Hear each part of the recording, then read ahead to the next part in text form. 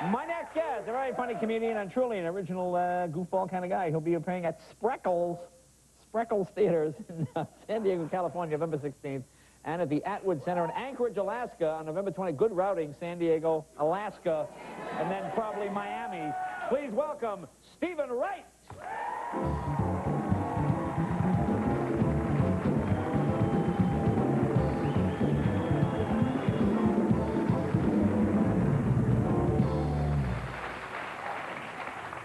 Nice to see you. It's nice to see you, too.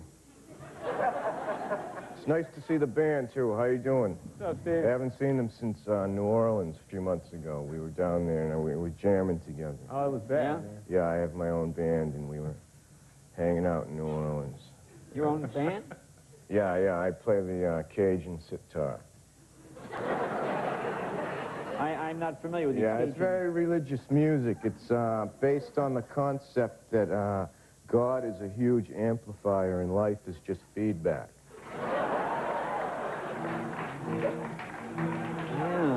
Yeah. So how are you? Good? Are you? I'm fine. How are you? Fine.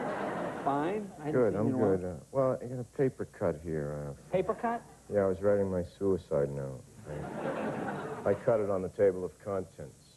Oh, wow. It's 1,265 pages long.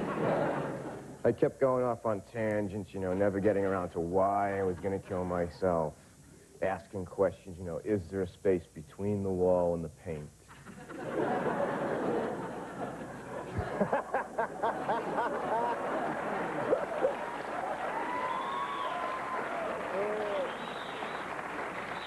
How's it going? I'm very good. You made a rather dashing entrance as Bond. I thought you were quite impressive. You were a Bond... Thank you very much. I'm really excited about the new Bond. Yes.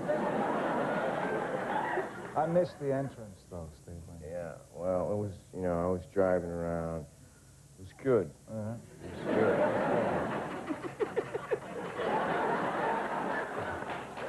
good. Imagine a talk show that takes place on an elevator and everyone just sits there like this. But I'm excited about it because I played Bond years ago. Yes, Bond? You played James Bond? In first grade, the school play, we did James Bond. Yeah. And I was Bond, and they didn't really have a sexy woman then at that age, you know, yeah. so the school nurse played the woman. She was 34 and I was 6. Yeah.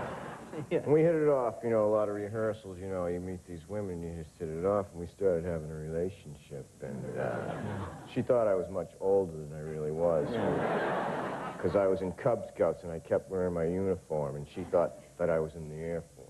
Oh. Wow. Yeah. Did you ever see her again? What's that? Did you ever see her again?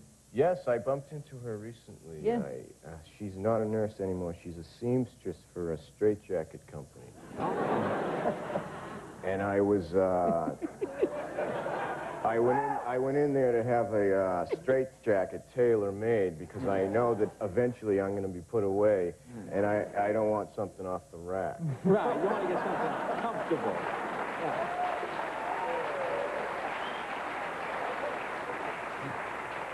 I understand also you were in Europe recently as... Yes. Yes? Yes, I was in... Before I get into that, though, I'd like to say hi to my friend Phil. He just... Phil? Phil, he just got out of the hospital recently. He had to have his stomach pumped because I gave to him what I thought was cotton candy, but it turned out to be insulation on a stick. Oh. But he's going to be all right. Yeah, he's fine now. And, yes, I was in Europe. I wanted to do some research on my heritage. I'm half Scottish and half Italian, which you are too, right? Yes, I thought you looked familiar. Yeah. Yeah, so I wanted to explore, you know, but I'm divided time-wise. Like, for the first 40 years, I'll be Scottish, and then I'll be... That's different. So the next time you see me, I'll be like Pavarotti on acid. Imagine him on acid singing like the Chipmunks. was a good band, the Chipmunks. Chipmunks, yeah. Nothing lasts forever. Yeah, well, so I went over and I, like, tried to find out where... My family is actually from Paisley, Scotland. Paisley, Scotland, where yeah. that print is from. Oh. That's developed there, which explains my unusual fear of color. Oh, And I met this guy, and I was going around the village looking for people who might know my great-grandfather, Yes. Eddie Wright. And I kept saying, does anyone know Eddie Wright? Does anyone know Eddie Wright? And I was in this bar, and I met this 97-year-old guy who knew my great-grandfather. Wow. Which was very touching. It was very an emotional moment for me. And I asked him, what was Eddie like? And he said, well, he was kind of a weird guy. He used to tell bizarre stories in a monotone voice. Really? How unusual. Yes, which I found quite shocking. Yeah. And how are you doing? I'm fine, Good. Stephen. I'm fine. Well, it's good to see things going well. And you're going from San Diego to Alaska. It's going to be some drive. Yeah, that's a drive. Bring a jacket. It gets chilly. Stephen Wright. Be right back with Mira Savino right after this.